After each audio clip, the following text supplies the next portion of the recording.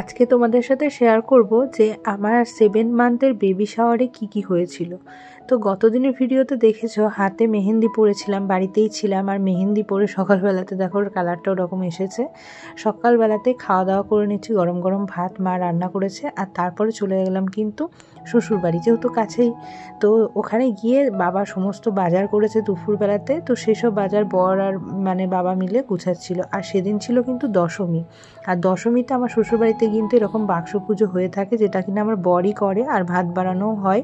তো এবার আর কিন্তু বর পুজোটা করেনি, যেহেতু আমার সাধের অনুষ্ঠানটা আগে হবে ওর জন্য, তো বর নিজে হাতে এবার আর পুজো করেনি। আর এই হচ্ছে আমার সাধের অনুষ্ঠানের কিছু ভিডিও, যেগুলো তোমাদের সাথে শেয়ার করছি। আগের দিন রাতে না সবাই মিলে এখানে সবজি কাটতে বসে গেছিলাম, মা, তারপরে হচ্ছে পিসি শাশুড়ি, বর, আমি, সবাই ছিল। আর এইদিকে সাধে যে শাড়িটা পরবো তার ব্লাউজটা কিন্তু টাইট ছিল, যার জন্য ব্লাউজটা বর খুলে দিচ্ছিল। আর এইটা ঠিক সাধের দিন সকালবেলার ভিডিও। ঘুম থেকে উঠেই 1 কাপ চা খেয়ে নিয়েছিল, আর আমার কিন্তু মোটামুটি উপোসই ছিল বলা যায়, কিছুই খাইনি আমি। আর এইদিকে দেখো আমি একটুখানি ঘরটা সাজানো গোছানো করছি আর কি, একটু মোছামুছি করছি। আর একটু পরেই স্নান করে নেবো। আর সাধের ছোটোখাটো একটা অনুষ্ঠান, খুব বেশি বড় না, লোকজনও তেমন না, বাড়ির লোকজন নিয়ে অনুষ্ঠানটা করা হচ্ছে। একসময় ঠিক হয়েছিল যে এই সাধের অনুষ্ঠানটা অনেক কজন নিয়ে করা হবে, লোকজন খাইয়ে করা হবে, কিন্তু সেটা হঠাৎ করেই ক্যান্সেল হয়ে গেছিলো ফ্যামিলিগত একটু প্রবলেমের জন্য। প্রথমে শুনেছিলাম যে শ্বশুরবাড়িতে স্বাদ রয়েছে, এবং পরে শুনেছিলাম যে স্বাদ বলে ধুমধাম করে স্বাদ নেয়, যার জন্য আর সেটা নিয়ে বেশি কিছু করা হয়নি। তো এই যে দেখো মাছের বাজার থেকে বাবা আর বর মিলে গিয়ে মাছ নিয়ে এসেছে, আর রান্নাবান্নার একটা মাসি রাখা হয়েছিল, রান্নাবান্না করছিল। যেহেতু দুই বাড়ির লোকজন খাবে, সেখানেও রান্না করার লোক লাগে একটা। আর এদিকে আমি একটুখানি নেল পলিশ পরে নিলাম। আর তারপরে দেখো আমি তো নিচে নামিনি, ওপর থেকেই দেখছিলাম যে কি হচ্ছে, আর কিছু কিছু ভিডিও সবাই করে এনে দিচ্ছিল। আর বাড়ি থেকেও সবাই আসবে, যারা আসবে মেয়ে মানুষদের শাড়ি দেওয়া হবে, এটা ঠিক করেছিলাম। এটাও নাকি কোনো নিয়মে ছিল না আমার শ্বশুরবাড়িতে, কিন্তু আমি যতদূর জানি যে সাধ যারা দিতে আসে তাদেরকে হাতে কিছু দিতে হয় উপহার হিসেবে, তো মেয়ে মানুষদেরই দেওয়া হবে। এদিকে দেখো মা, কাকিমা, দিদা, তারপরে ঠাকুমার বোন এসেছিল, আর একটা ঠাকুমা আসতে পারেনি এর জন্য।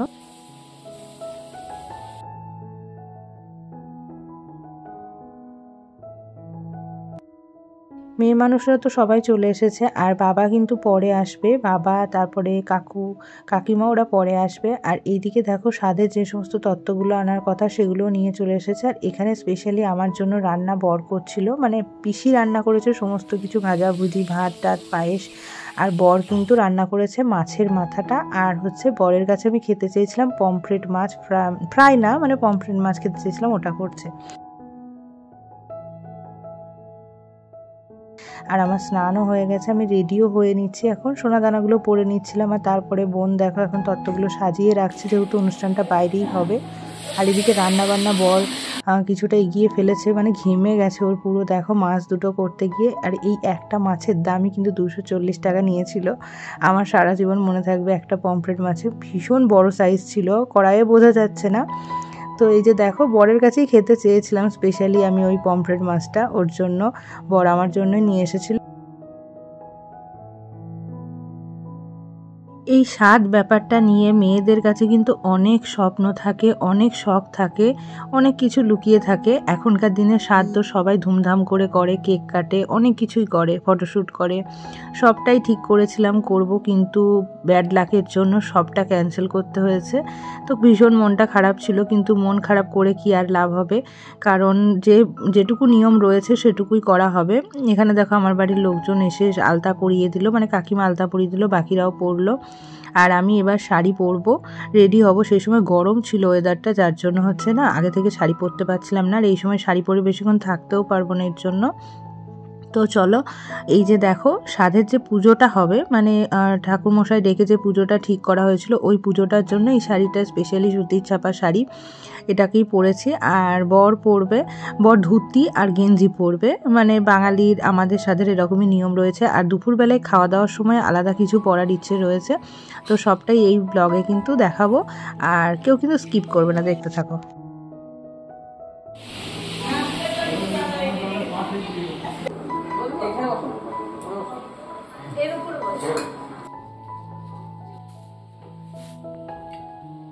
দিয়ে বসিয়ে ষষ্ঠী দেবী নমস্তুতে এসো পুষ্পাঞ্জলি নিবেদয়ামি যাং।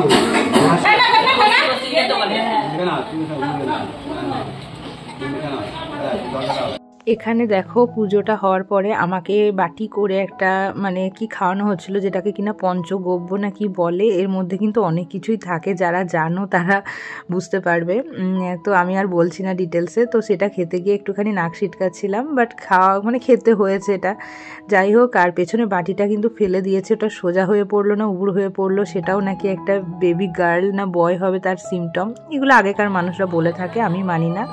আর তারপরে যেটা হচ্ছে সেটা হচ্ছে দেখো আমার বর আমার কোচলে কিছু ফল একসাথে দিয়েছে, যে ফলগুলো আমার বাড়ি থেকে এসেছিল তত্ত্বে। তো সেই ফলগুলো দিয়েছে, সেই ফলগুলো আমি আবার কোচল ধরে মানে শাশুড়ি মায়ের কোলে দিচ্ছি, আর শাশুড়ি মা সেই ফলগুলো আমার মায়ের কোলে দিচ্ছে। এটা নাকি রিচুয়ালসের মধ্যেই পড়ে।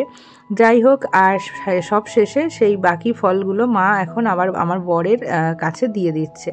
তো এইগুলোকে যত্ন করে রাখতে হবে যতদিন না বেবি হবে। আর এখন সবাই আশীর্বাদ করছে।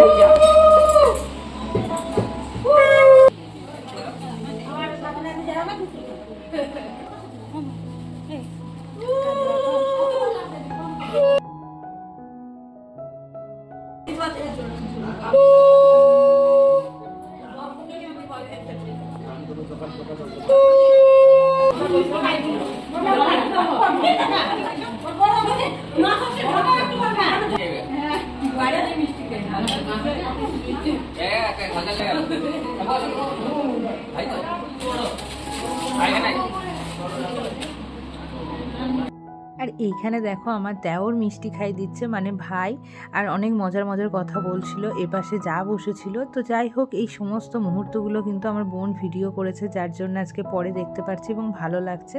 তারপরে কিছু ফটো তোলা হয়েছে এই আর কি। আর তারপরে রিচুয়ালসে ছিল এখানে মারা বাড়ি থেকে যে খই মুরগি কী সব এনেছিল ওগুলো খেতে দিয়েছিল, ওগুলোই খাচ্ছিলাম। এই করতে করতে দুপুর 1টা বেজে গেছিলো, প্রচণ্ড খিদে পেয়েছিল, আর একটুখানি ঘুগনি খাচ্ছিলাম পরে।